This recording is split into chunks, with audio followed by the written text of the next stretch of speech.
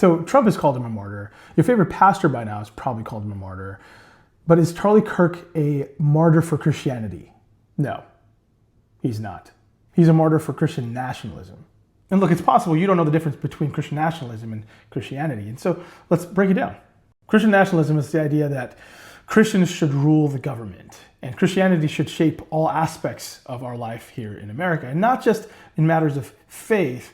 It's a political project intended to put Christians at the top of all sectors, including business and healthcare and sciences and art and media across the board. And it's not just about religion, it's about making sure that the right kind of Christian leadership, usually it's white, evangelical, and conservative, gets to call the shots. That's why you hear things like this. That's a quote from Charlie Kirk.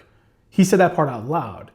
He even called the Trump versus Kamala election, which is otherwise known as the rapist pedophile versus VP presidential election of 2024, a spiritual battle. And he told a crowd of thousands that this is a Christian state and he wants to keep it that way. Kirk also tied himself to the 7 Mountains mandate, this idea that Christians should run every aspect of the government. But again, what kind of Christianity are we talking about? It's Kirk's kind of Christianity. That's not Christianity. That's not the gospel. That's just power play and power politics dressed up in cool Bible verses. That's Christian nationalism. Actual martyrdom for Christ would be laying down your life for others, not having the state bow down to your version of faith.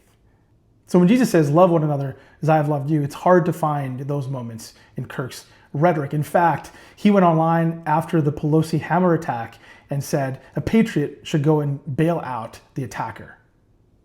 Not to mention all of the things that Charlie Kirk said about people that he doesn't like, including black people, women, poor people, immigrants, Muslims, children who are hungry in America who he believes doesn't exist.